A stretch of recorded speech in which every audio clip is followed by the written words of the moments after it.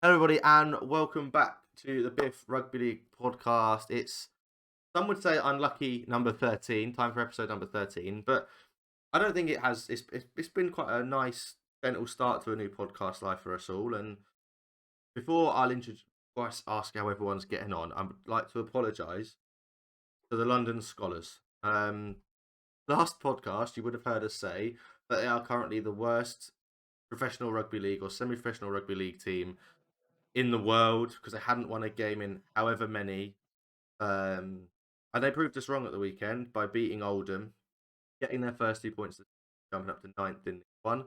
The worst rugby league team, semi-professional rugby league team in the world, now lies in the hands of Cornwall, who we didn't want to say this, but they're 8 losses out of 8, and their next game is against, I believe it's against the London Scholars. So they could be well adrift at the bottom of the table following the next round of League One fixtures. And yeah, we'll just leave it at that. I think. Apologies to everyone at London Scholars, who are now not first rugby world right now. But boys, how are we? We can't see Robin tonight, but we can hear him. How are we, lads?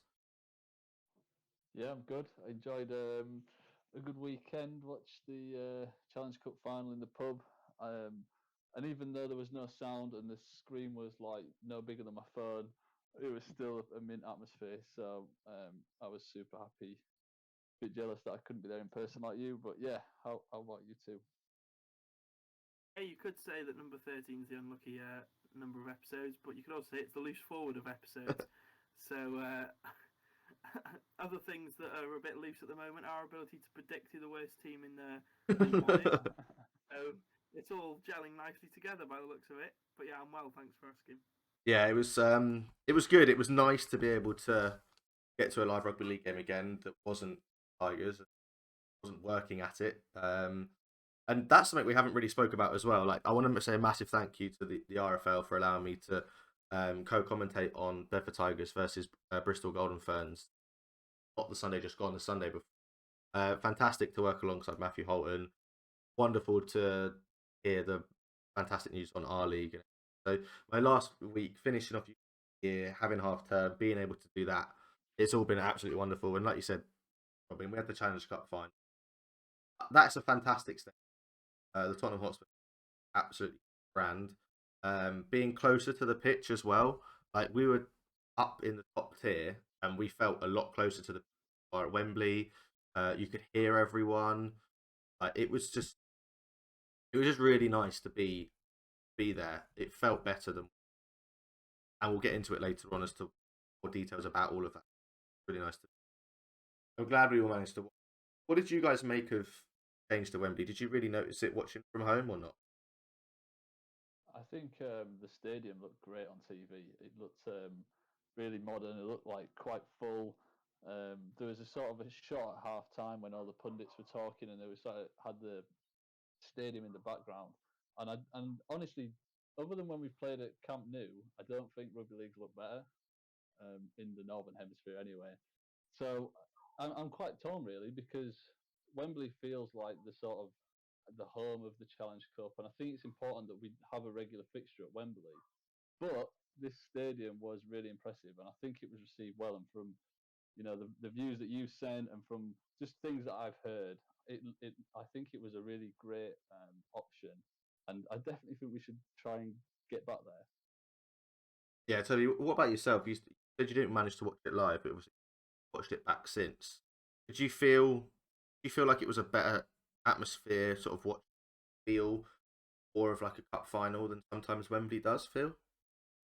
Yeah, the stadium looked more impressive than Wembley has for the past 5, 6 years. In terms of the amount of crowd in the stadium and sort of how full it looks, and yeah, just like that. I mean that sort of massive cop behind one of the ends is, which I think all the Wigan fans were in, is just sort of an incredible structure, and sort of brilliant for watching sports on, but also creating an atmosphere. Um, yeah, I think I'm in the same position as Robin, where it's like you need a game at Wembley because it's such an iconic stadium, but this is actually this was actually a very impressive change. And yeah, we'll sort of see what happens going forward, I guess.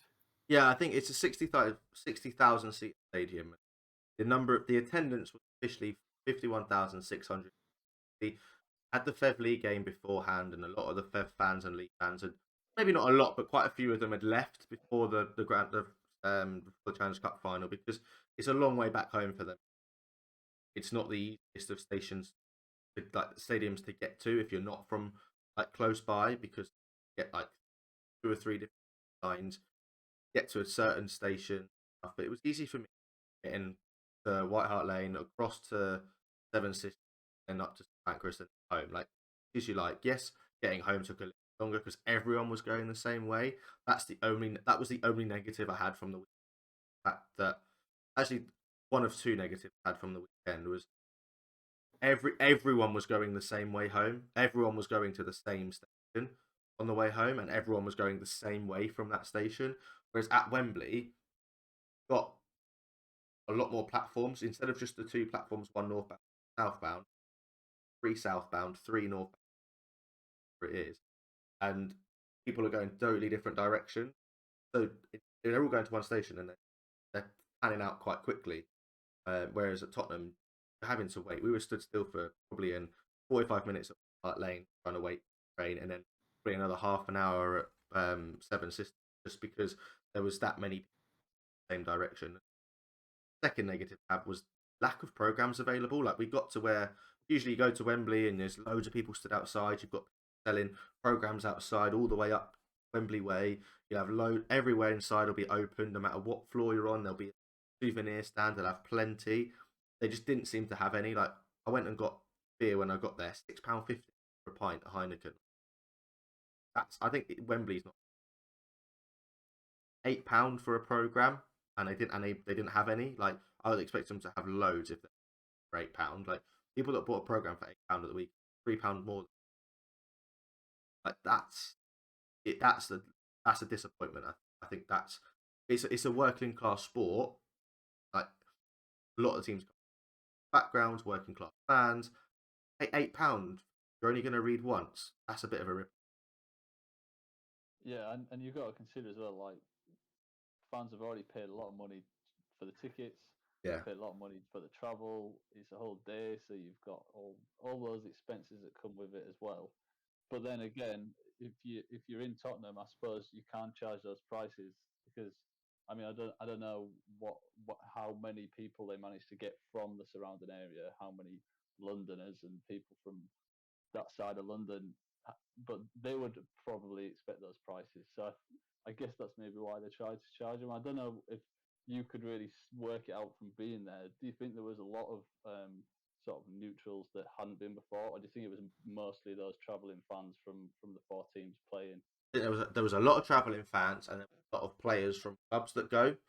Like, even if they were like clubs from London, etc. But there was a lot of school kids as well. Like, we were up, got loads of teams in fancy dress. So there were school kids down the left, school kids down the right, these school kids on like opposite. It was a lot of tickets, I think, given out to like a good 20 or 30 free tickets to loads of school area. Try and get kids involved, which fantastic from the RFL, wonderful idea.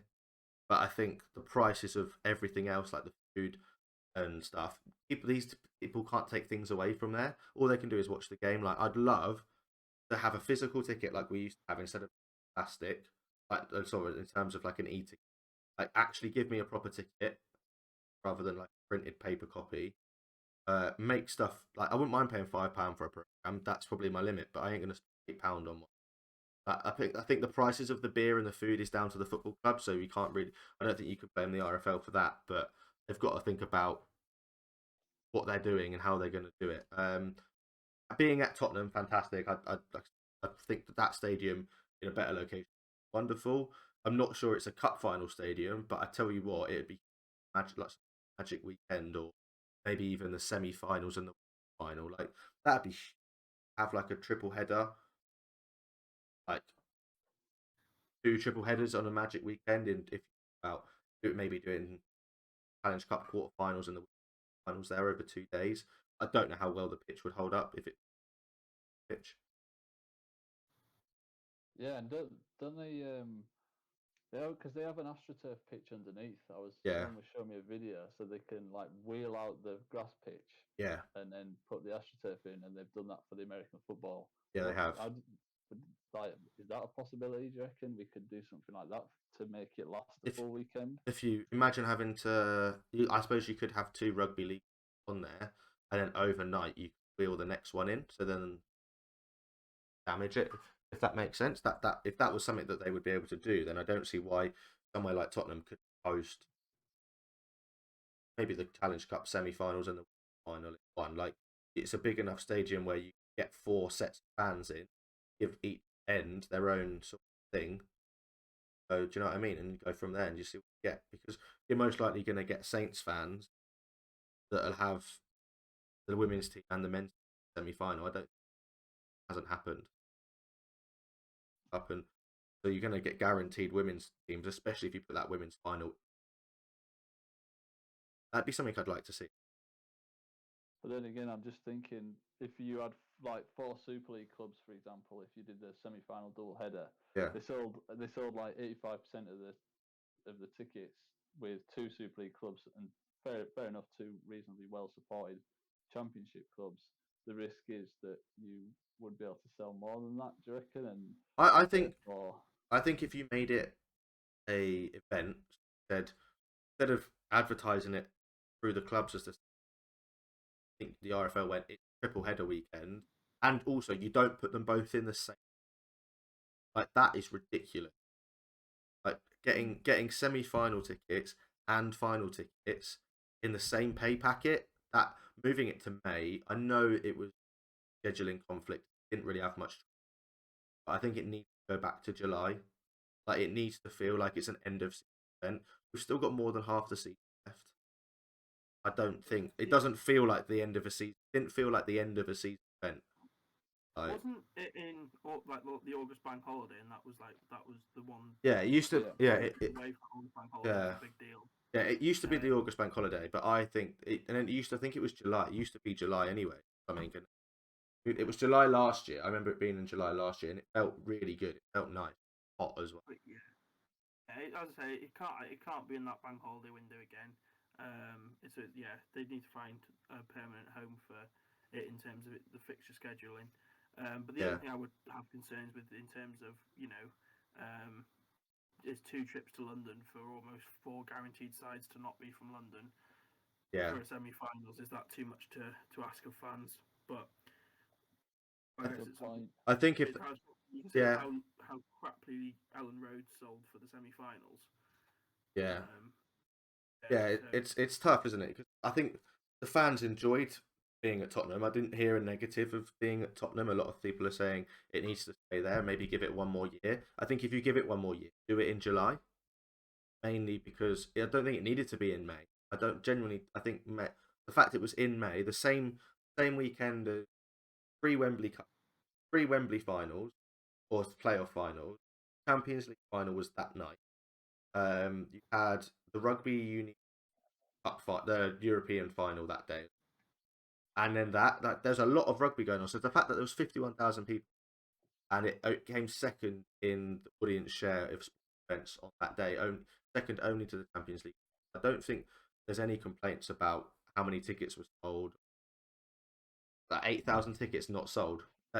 We get less tickets not sold at Wembley. I think that get nearly 30,000 tickets. Yeah, and it looks bad. Yeah, it looks like bad. A half-empty Wembley. It makes us look like a second-class sport when we fill in the Tottenham Stadium. Yeah, it looks better on TV. I think you need to sort of look at solutions for the fact that fans come for the first game and then go home as well. Yeah. Because that ruins the sort of spectacle. Before attendances were in sort of dire places where we needed 2 games at Wembley to sort of even it out. Yeah, it was much better. That's what made the stadiums look full.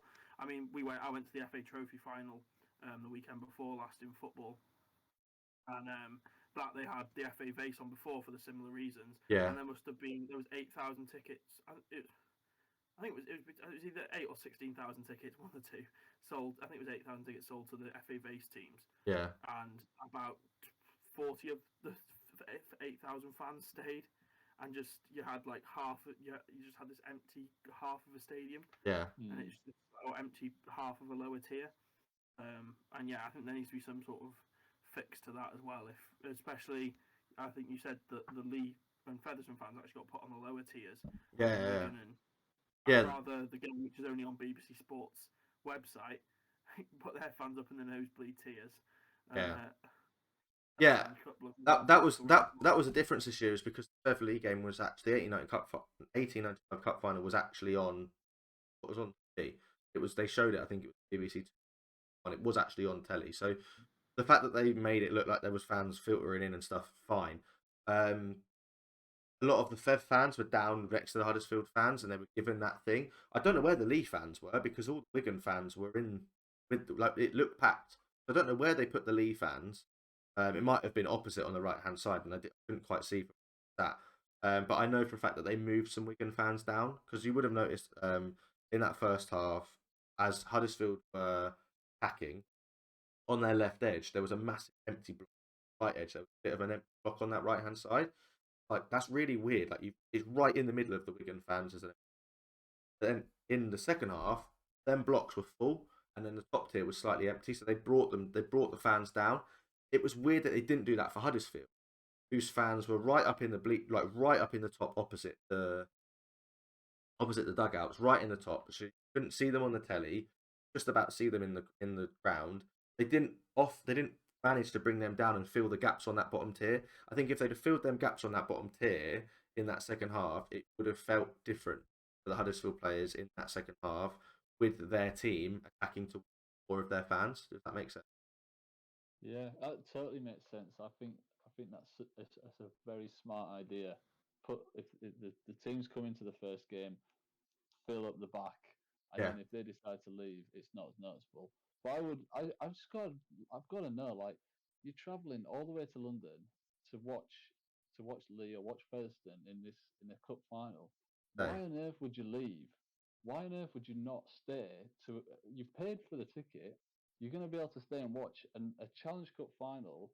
Why do these people leave? I can't get my head around it. Yeah, to me, it doesn't make sense. I mean, I'm lucky enough that my team are, like, Halifax are very unlikely to get to win, whether it be 1895 Cup, one, because I don't really care about that, two, the Challenge Cup. If they manage to get there, they're in the 1895 Cup final, I'd get there early, I'd watch the game, and then I'd go and chill out, and then I'd come back in, and if I could, like, sort of wander around, and then I'd go and watch. I wouldn't bugger off home. I'd go for the Challenge Cup final. I think you look at Old Trafford for the grand final, get fans from all over going. Is that mainly because the tickets and the final are pushed a lot earlier in the season, or is that just one of them? I don't know. Is it? No, I feel like the fact that it was in May makes it feel like it was massive, but the fact that there was only over 8,000 tickets sold or not scanned in, if that makes sense, if that's how they do it, then I don't think they really complain. If in that sense, one thing I think we should really complain about is the structure of the Challenge Cup. I can't remember if we spoke about this on podcast. Oh, we have, yeah. Who we have is the fact that certain teams don't play in it that we love to see play in it. 3 games to get to Wembley, or not even to get to Wembley, to get to the final. Like, the fact that they've done that 3 games to get to the final means, okay, we're not playing at as big of a stadium. So I think that's not really the issue, but they do need to sort out the scheduling. I think they need to push it back to July, not August. I don't want the bank holiday weekend, but push it back to, like, the middle of May.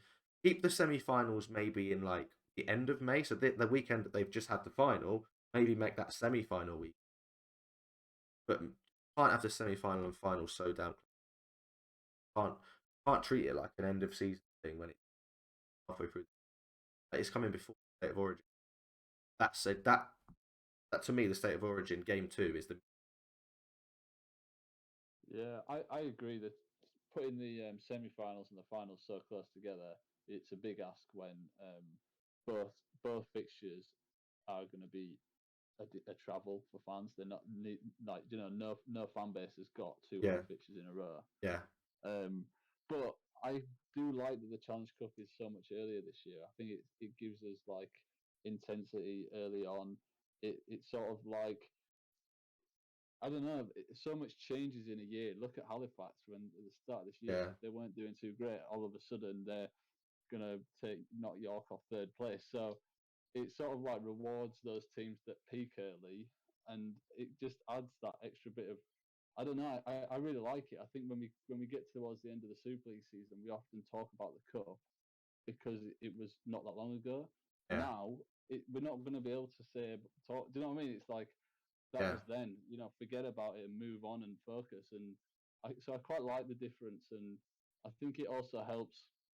Right at the start of this year, we were looking at like the community levels in the early rounds of the cup, and it was great. Like it was really good fun. And so if we'd have had that in like February, March, and then had to wait all the way till August to the final, it just feels like a totally different competition. So I like that it's an early on. I think it rewards teams that peak early. It gives us it spreads our sort of events across the year so that we're if people only tune into 3 games a year, then Yeah. then it spreads those across the whole year rather than them all being like one weekend after another towards the end of the season. So I really like it being early, but I totally agree. Putting the semi-finals so close to finals, that's definitely not the way to do it. Yeah, I don't think we can put the semi-finals any further away. I don't think we can put it earlier. If the final is going to be at the end of May, then I don't think that much we can change. If the final is going to be in July, then we can definitely make the semi-finals and we've just had. That makes sense. And then Something like the full weekend yeah, in July. Fair. yeah, and then we can still add a round in, the extra round that we were all looking at and discussing, like further in. Like you could this weekend coming. I know it's bank holiday weekend and going on, but you make the semi-finals like that first weekend in June, final 6 weeks later. I don't know. That might be too much of a gap, but then you've still got rounds leading up to that, and you still fit in that extra round to Super League teams play that one extra game and make earn their position. Yeah, I think Robin did make a good point in terms of there's no excuse for winning the Challenge Cup and then dropping off now. You've got time to drop off and come back, and also the Challenge Cup is the thing that congests our fixture calendar, Yeah. and makes us basically more prone to injury than the Aussies and things like this. So to get it sort of to see the back of it now. Yeah, I mean that. I think that's one of the reasons why the NRL calendar is so odd. Is they don't have a cup competition. Yeah. That's why they don't have. That's why they've got more teams and play more fixtures. Don't play everyone every year, but they play some teams 3 times, and it's not fair. Their league, the way they play their league aren't fair. Don't play everyone home and away like they do in Super League, but they still have an odd loop fixture in there. Like it's odd, isn't it? The way everything's. Both leagues are seen as the top league. They are the top league of the country. We know that, but they're both run differently. But they're sort of we're trying to compare ourselves to something that we can't be because they don't run a cup competition. If you want to be as good as the copy them, get rid of the Challenge Cup, but it's the best cup competition in the world, arguably most of any sport. You're probably looking at the FA Cup is probably an equivalent. It's probably the only competition above it, out a straight knockout competition. Yeah, I suppose for the NRL, like their like competition on the side is Origin, and Yeah, that's 3 games, and yeah, like the Challenge Cup is 3 games to the final, so it's not a huge difference. It's just it's the whole it's the NRL still goes on while State of Origin's happening, whereas like the Challenge Cup sort of puts a hold on everything because we don't know who's going to be in it. We can't sort of arrange fixtures around it. I mean, I don't think it'd be right to either, but no, not at all. Challenge Cup is probably the second, like I said, the second best cup competition, knockout competition, any sport in the world, and you can't get rid of it. I think it's just a little bit of fine tuning, a slightly newer audience, maybe because we are I think the game's well, the changing. game needs a big. Yeah, we've got new sort of strategy coming through anyway. But it needs to be something now where whatever we say, we commit to it for 10 years.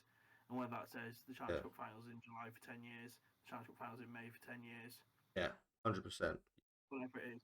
But I think the things we can say is we need an extra round in there probably to make sure that amateur clubs are properly represented, and Championship and League One clubs get their fair shot, and and then we need to make sure that we're getting fans through the gates at these games.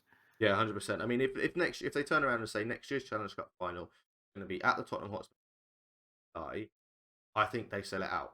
Genuinely think they sell it out, because they don't make any changes to anything else. They kind of spread out the games a little bit more. Maybe the earlier games for the community level sides are a bit more spread out, because having to organise travel on 10 days notice to the other end of the country is not. A lot of players are probably having to drive themselves up and down. Lots of community afford all that travel. So maybe if you spread out those first 2 rounds a little bit more, then sort of stay how we are for now. Just spread it out a little bit. I don't think we could probably sell out the Tottenham Hotspur Stadium. It's July, because there's no football. Or there's no football next summer. I don't think there's no Euros. There's no World Cup. There's nothing major summer apart from the nation. I don't think that's the place at Tottenham. That'll all be done. I think there'll be Euro qualifiers in like the first 2 weeks of June, and then it'll be done until pre-season. Until August. So yeah, I don't think there's going to be really much of a complaint about that. So we'll just see. Hopefully, we'll get an announcement soon from the RFL to say maybe a proper out and out plan and what's going on. We should really talk about the game though.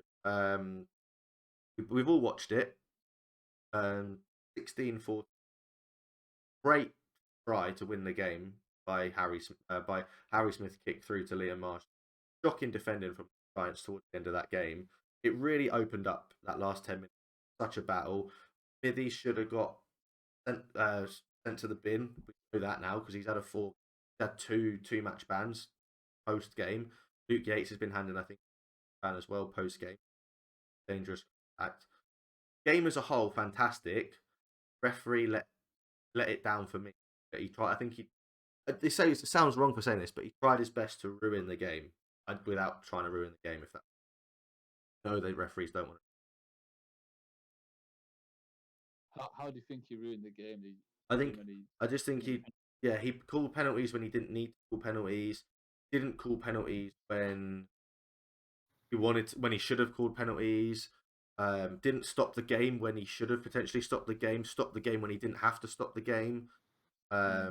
Just inconsistencies from the referee. I think it was a disappointment when I saw that it was going to be James Childs referee, and I turned around and went, should have probably. But it does depend on who's available on that weekend. Like if we've only got 3 full-time or 4 full-time referees, we've only got I agree. I mean, watching it the way I did, I couldn't sort of analyse the game as much as if you're watching it on TV or if you're there. But I thought I saw a couple of moments that I thought were confusing. I think the difficult thing, I always view these as a neutral, and rugby league is already a complicated game, and when there's like these situations where people are asking why wasn't that a penalty, and you're having to say, well, yeah, it should have been. It doesn't look great. So I think, it's difficult. We've got a bit of a situation where we don't have a massive depth of quality referees, but when it's one of the biggest games of the year in front of a brand new stadium and a massive opportunity to sell ourselves, we really need to be getting the best of the best in on those occasions. So it's quite disappointing when we don't. I feel like kind of shot ourselves in the foot a little bit there.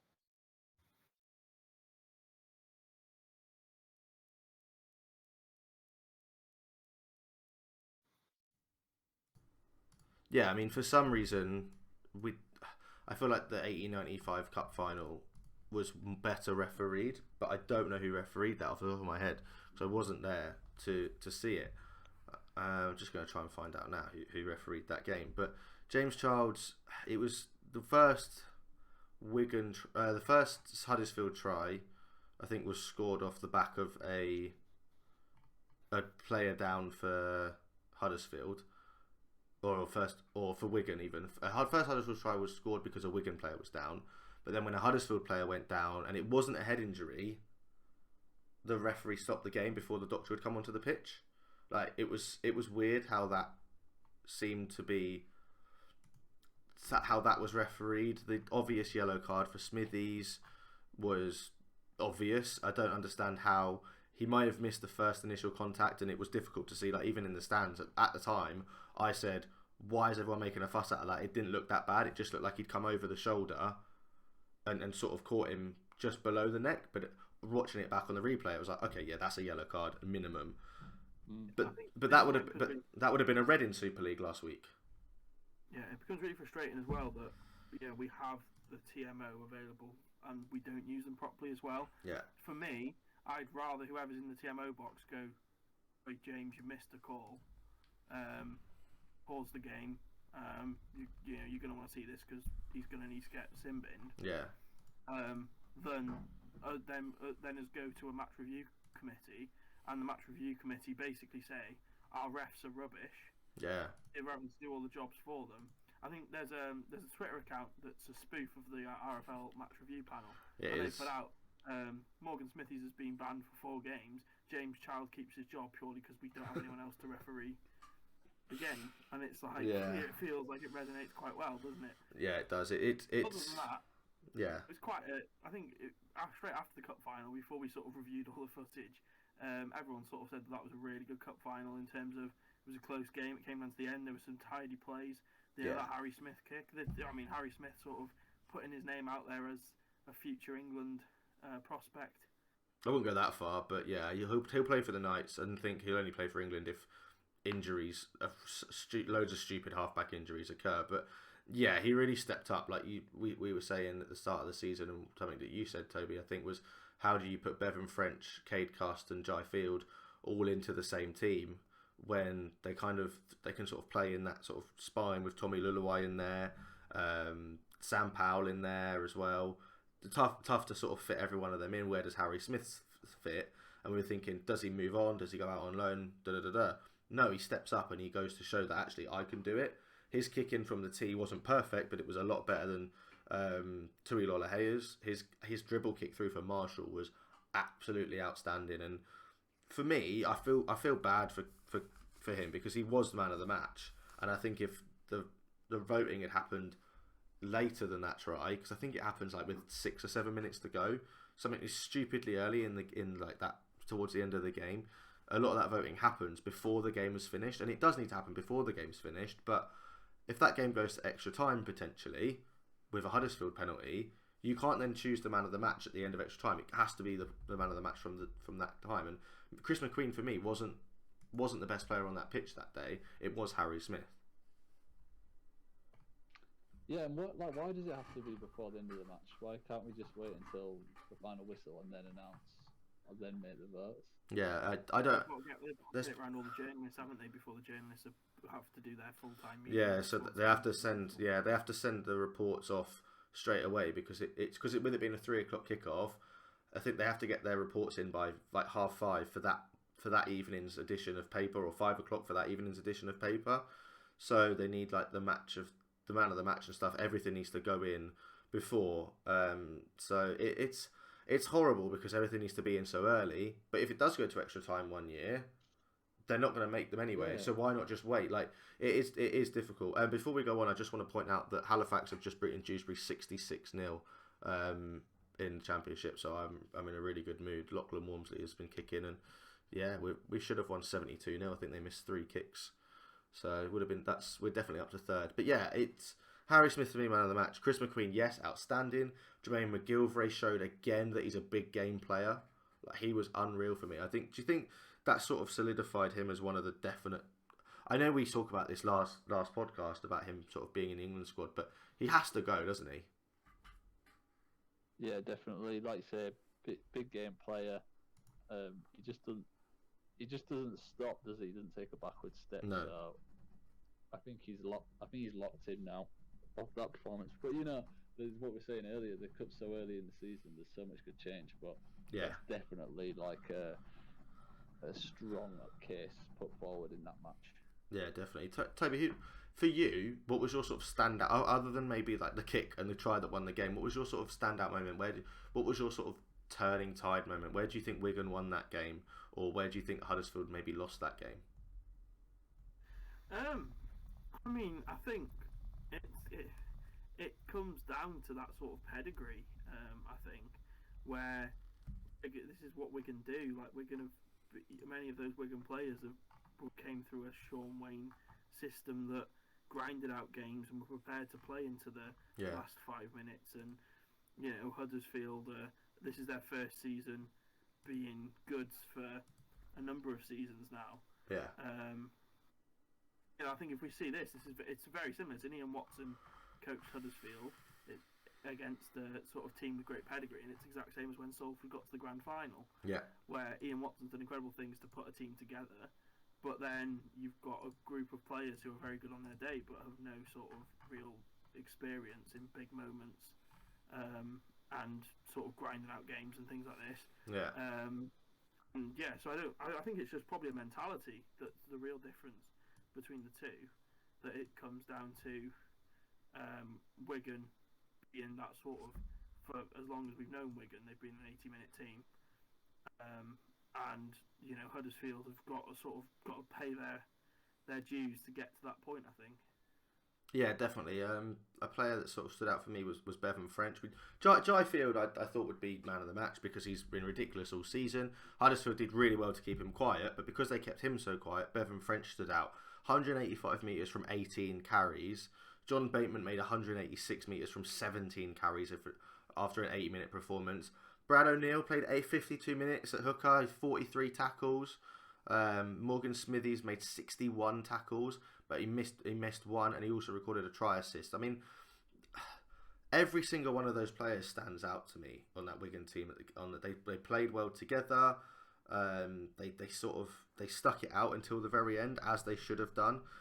That try was scored extremely early, but Huddersfield, I feel like they should have come back, and they probably didn't.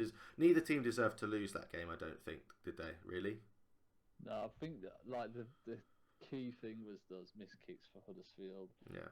He missed 4 kicks, so that's 8 points. Yeah. That easily would have secured them the game, even with a Wigan comeback. So yeah, it's really tough because Lillahee did have a really good game, and he was involved in a lot of the tries Huddersfield scored and some great breaks.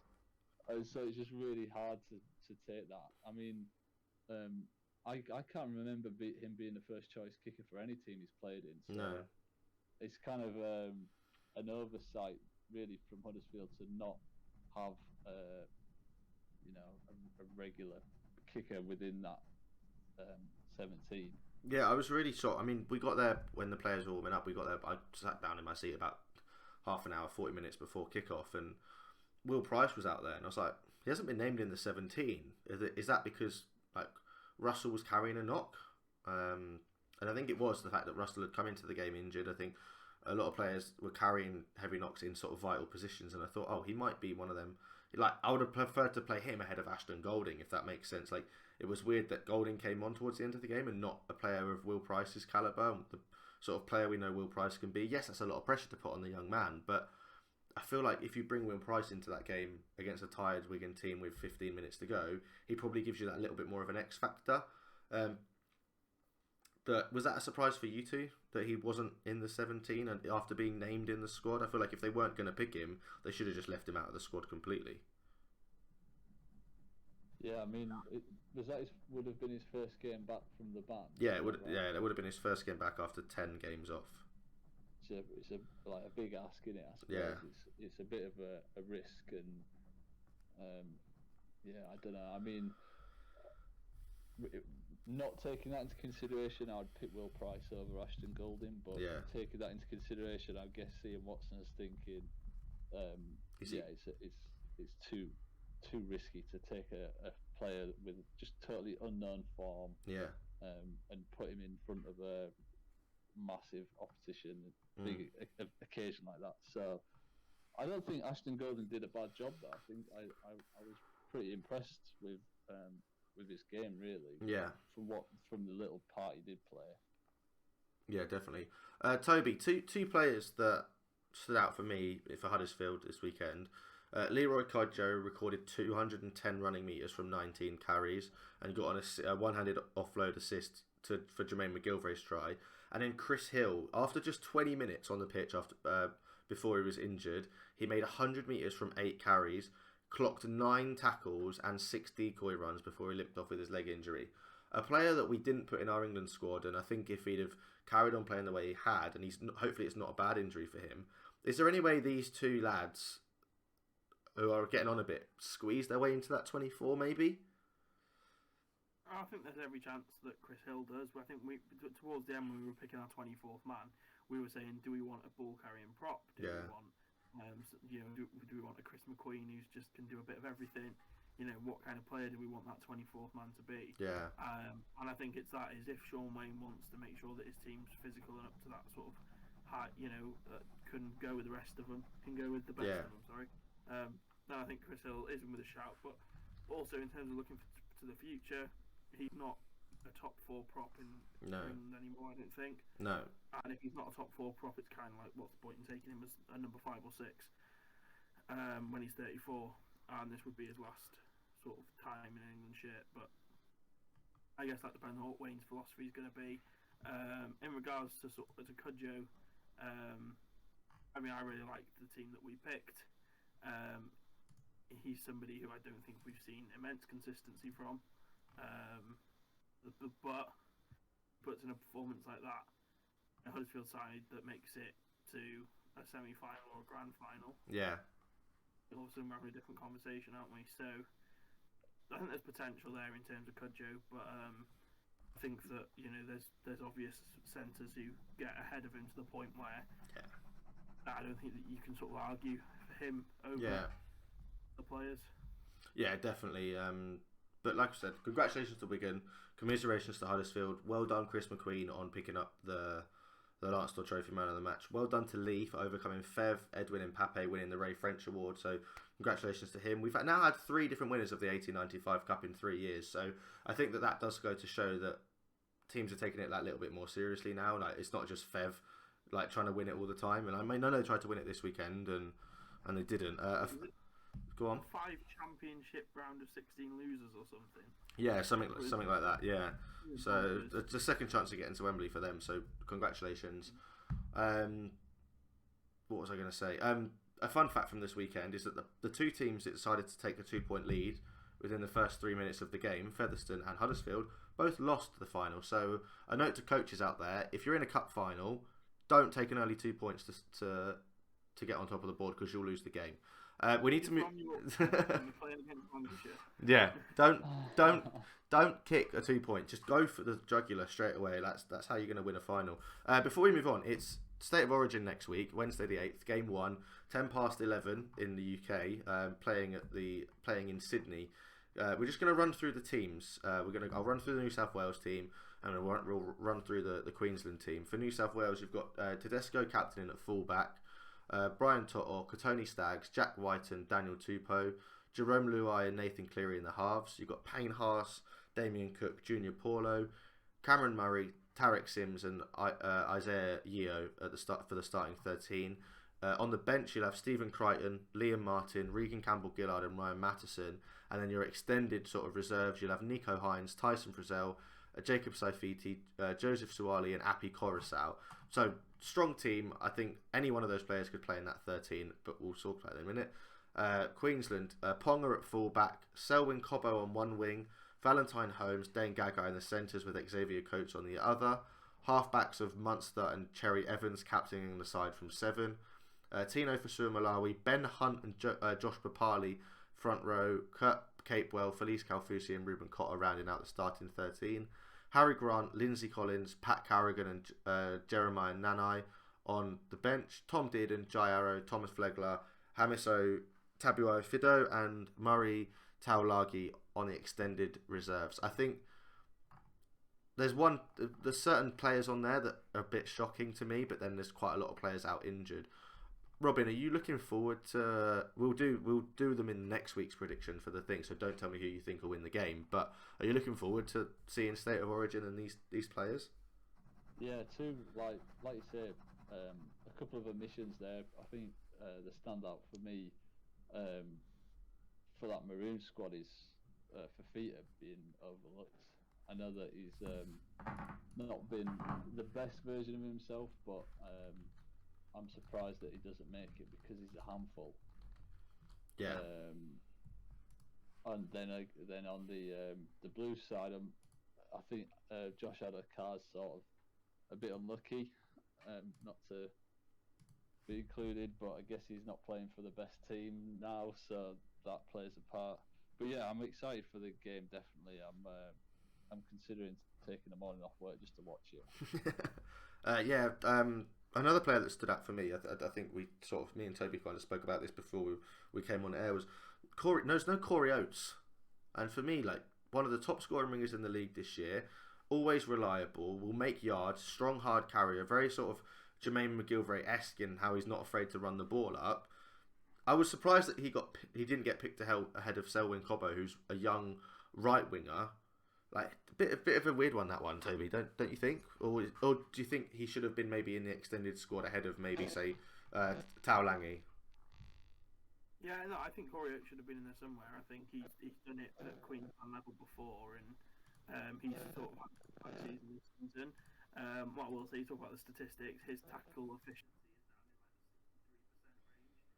down in like the 60% range. Which, I mean, take Murray Taulangi, who I think is a really surprising person to be named in the last reserve shirt, and Murray Taulangi tackles at around 77%. So you sort of see there that's maybe what sort of influenced Billy Slater in terms of that. Although Corey Oates is tackle breaks and line breaks are sort of at a much higher level. I think Selwyn Cobbo is a player who could be in a Queensland shirt for like another 10 years. Yeah. Sort of excite Billy Slater, and I understand why you sort of do that, and I think he's in the same place where Corey Oates was in when he first broke into the Marine squad in like 2016, 2017. Yeah. It's something like, well, is this something that's going to sort of damage his career going forward? Maybe. Yeah. I mean, such a reliable player for. Yeah, 100%. I'm not really sure what's going on, but something's happening on one of your microphones. It's picking it up. I don't know who it is. Don't know if it's you, Toby, or you, Robin, but it's gone now. That was really weird that was picking that up. But I think that's sorted. Nope. It's Robin. It's coming from you, I believe. What is it? Is it a fan? Yeah, no. It's just a loud squeaking noise. That's all. No, it's gone at the minute. If it comes back, I'll let you know. But no, yeah. Really looking forward. Really glad they've named like really big 22 man squads. Interesting that there was a lot of players sort of missing out for Queensland, but like I said, Billy Slater's first Queensland selection.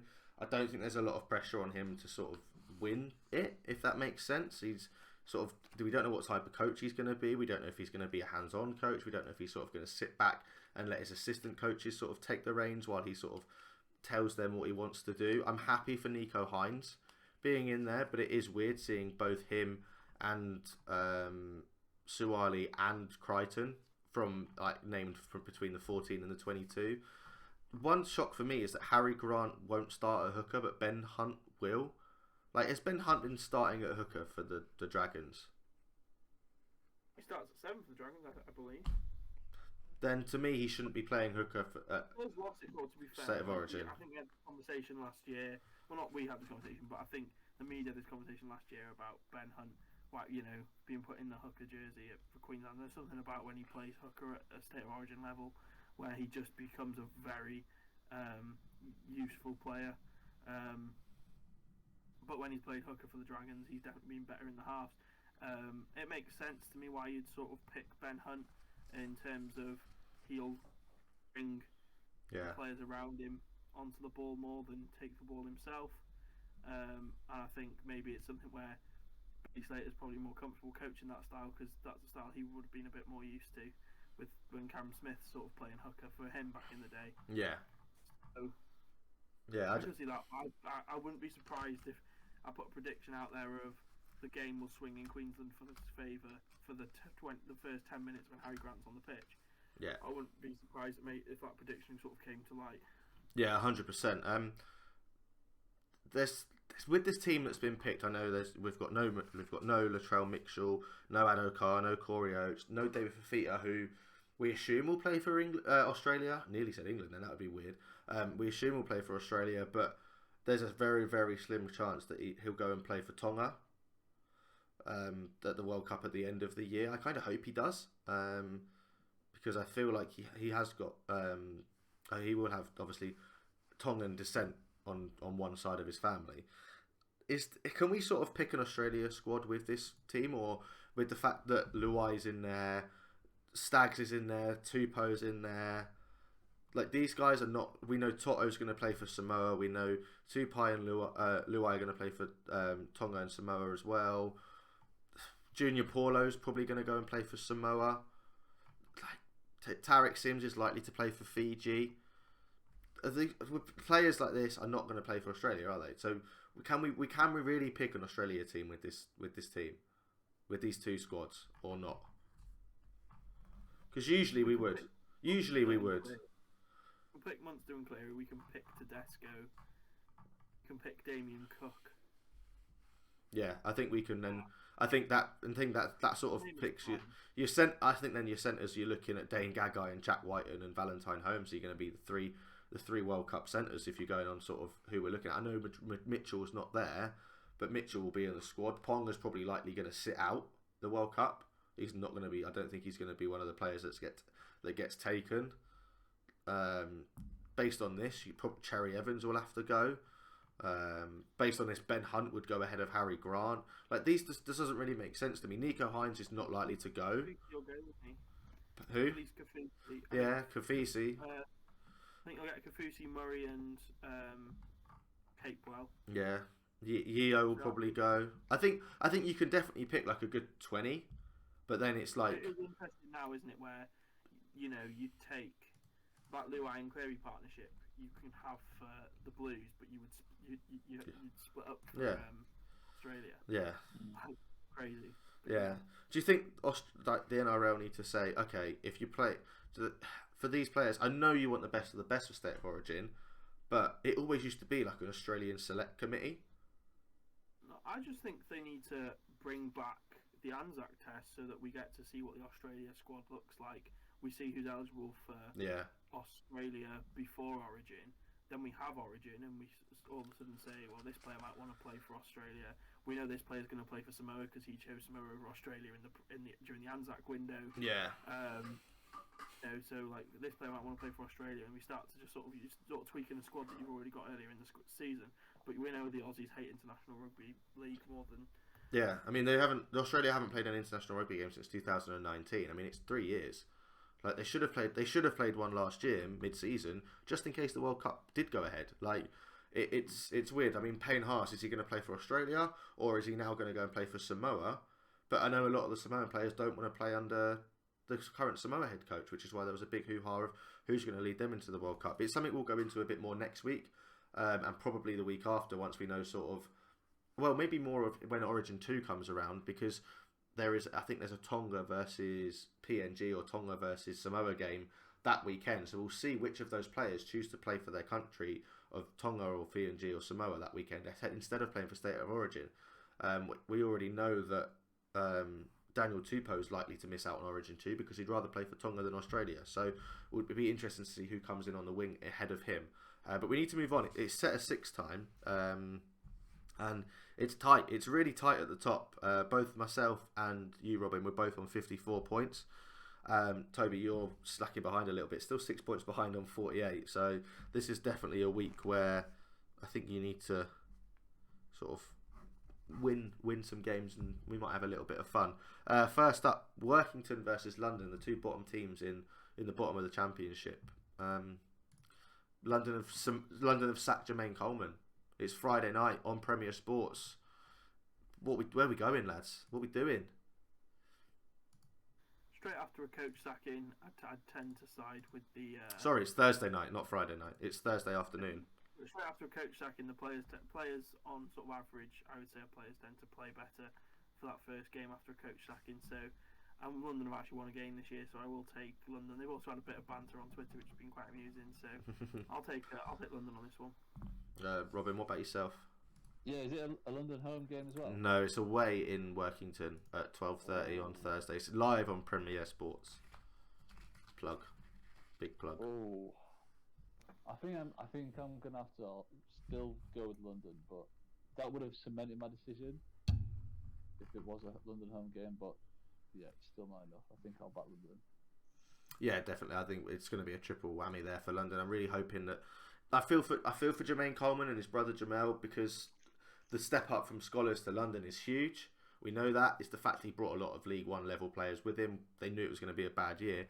Since he's left, they've brought in Pellegrini from Castlecon, who's just won the Elite One title, and we know that the players playing in Elite One can step up and do it at Championship level. Look at the Toulouse lads that easily stepped up to do it. Look at the Catalan lads that have easily stepped up and become Super League players like Jordan Desario, Joe Chan. They've all played Elite One for the sort of the reserve side and stepped up and done a wonderful job. Joe Chan going to Melbourne next year. That's absolutely ridiculous, by the way. France need to cap that boy. Prepared for our apology to Workington.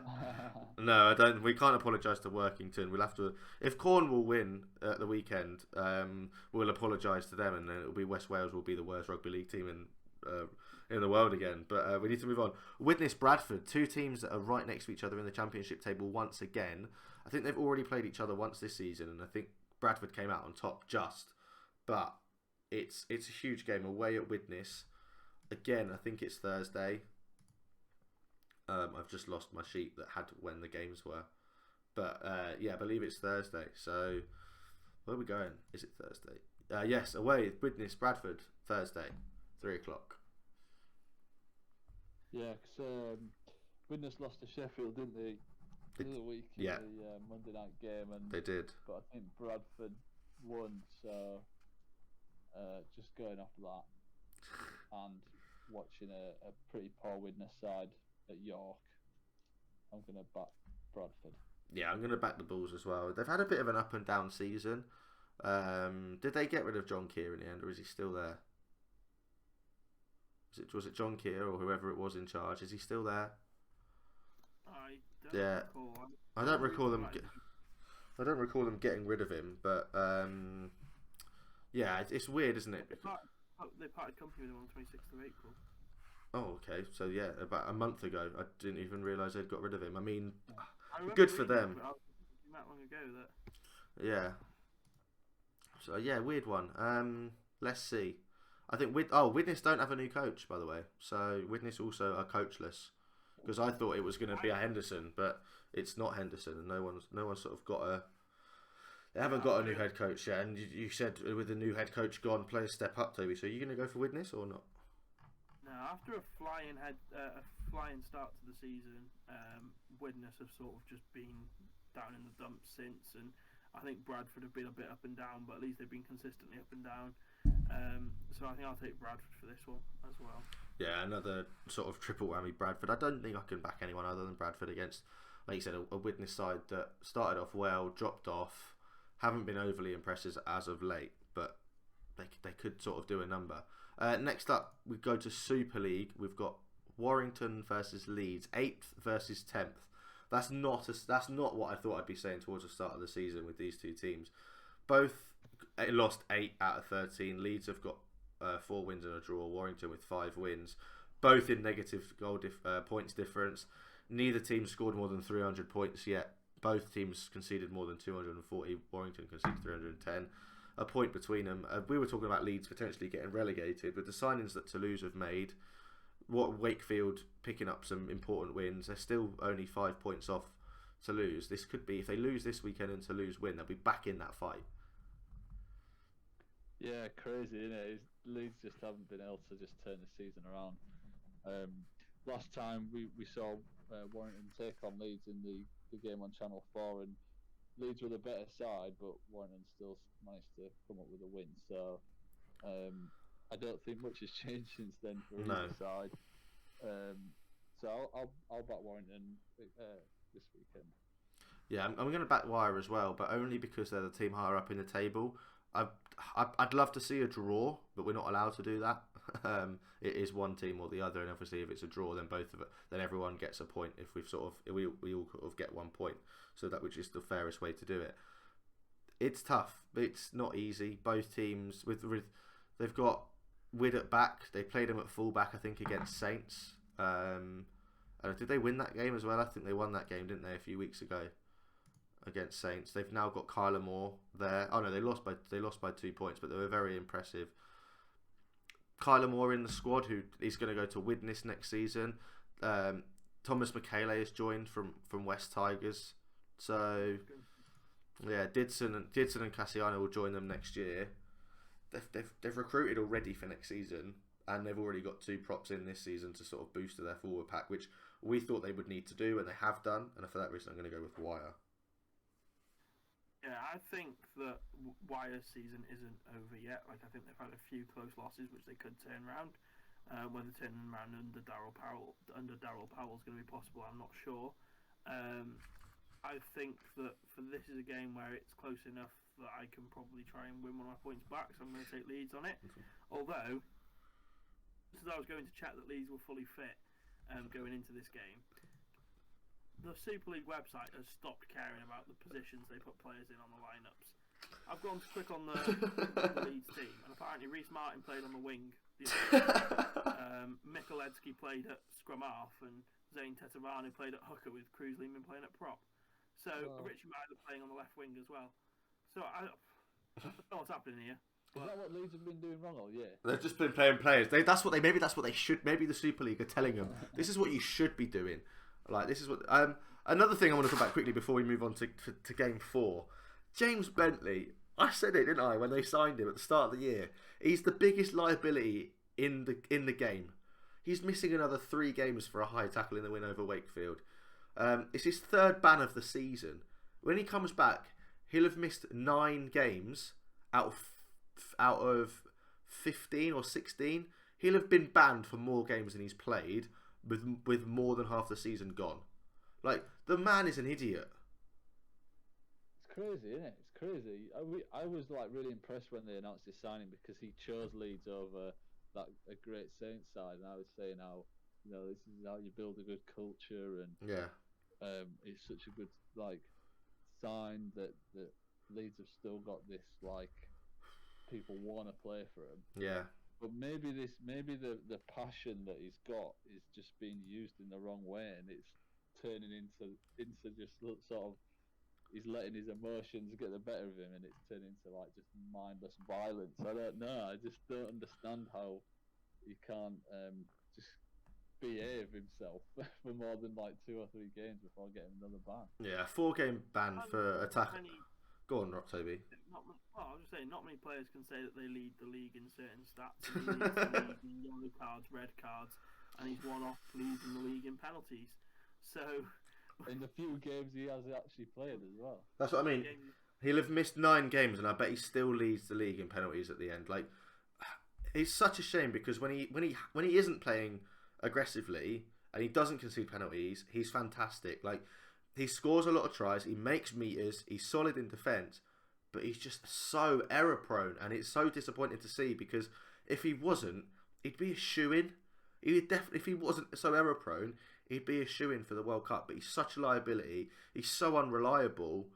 Like, even in such a poor Leeds team, he is one of those players that they need to get rid of now. Like, I know they brought him in, I think, for a 2-year deal, but the bloke's just an absolute moron.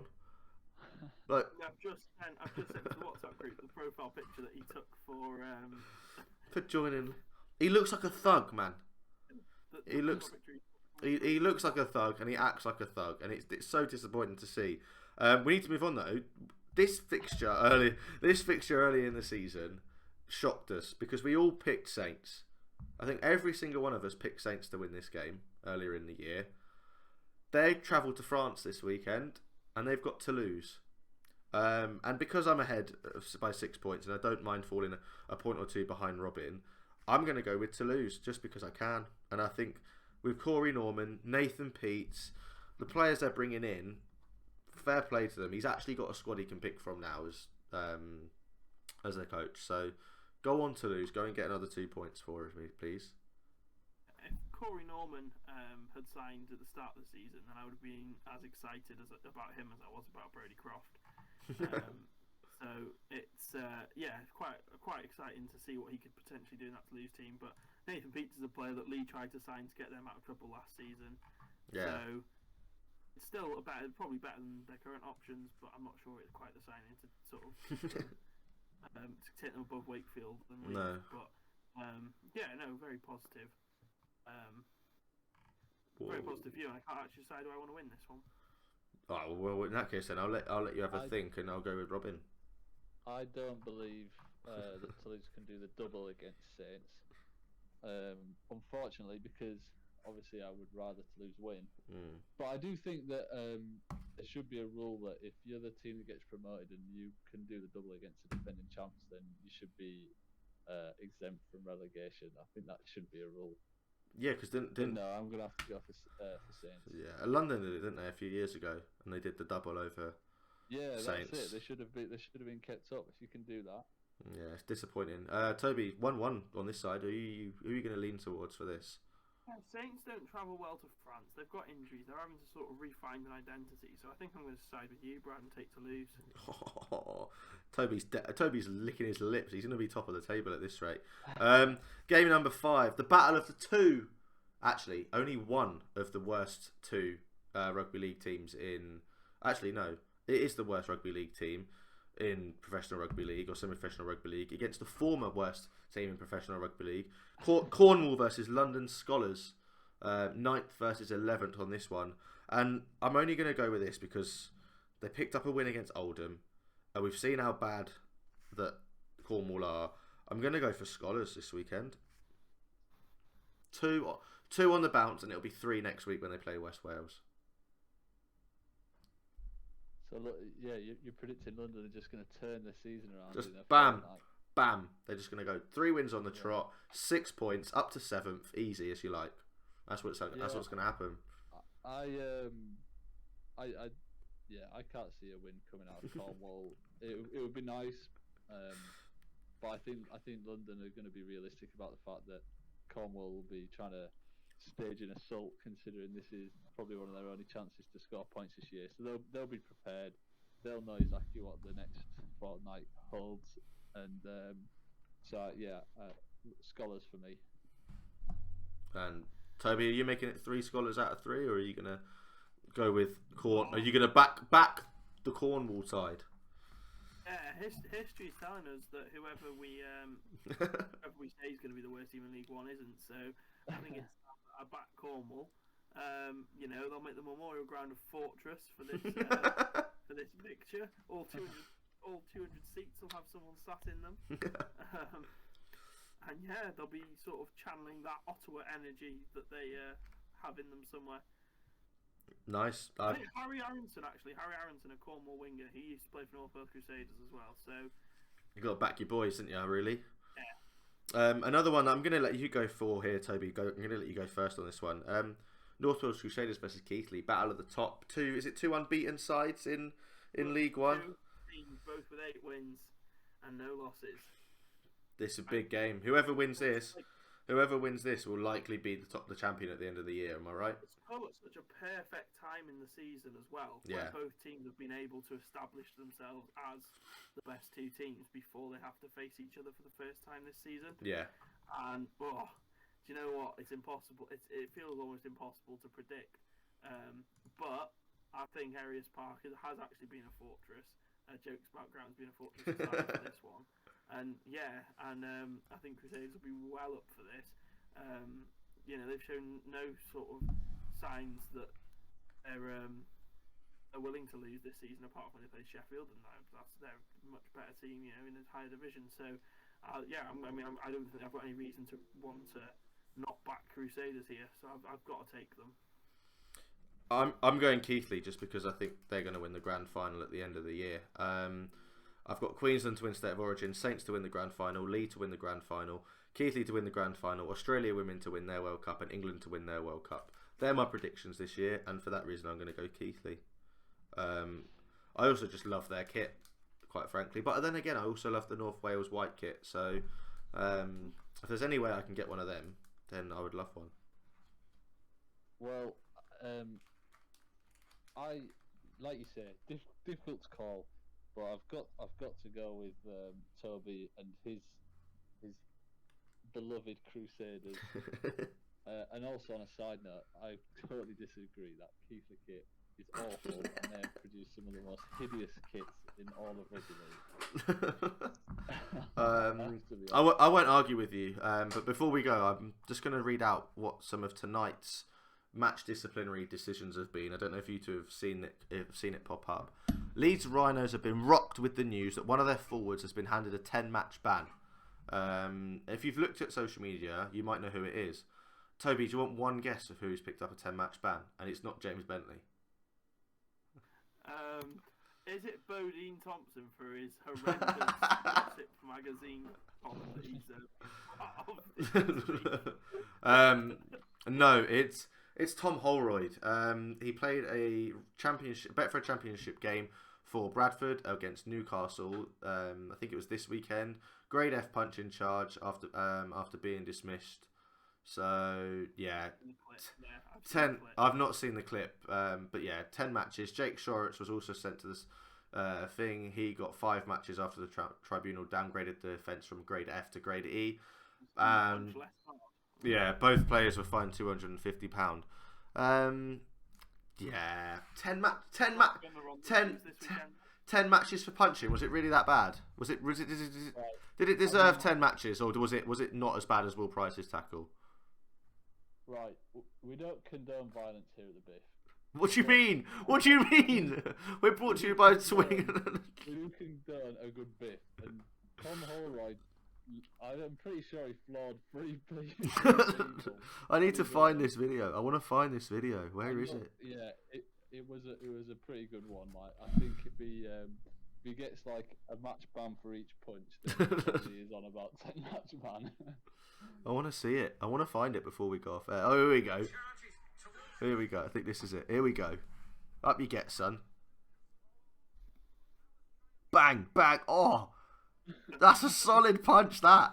Oof. Oh, he decks him. He proper decks him. He punches him back. Oh, my God. Look at him go. He's punching his own players. Oh, that's not very... That's brutal. The lad's massive as well. Yeah, I did enjoy that one. Oh, this is a 2-minute video. I'm going to watch it back after. But you've got my live reaction to seeing them punches for the first time. That is absolutely ridiculous.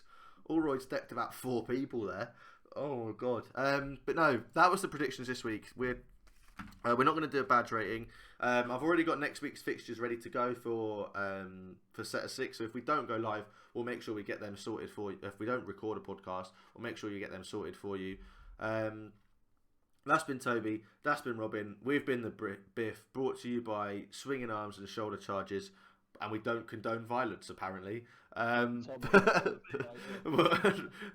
We condone Tom Holroyd. What an absolute legend that man is. And Jake Shorrock. No, we. Our player of the fortnight. I think Tom Holroyd might be our Biff player of the month. Biff of the month, Tom Holroyd.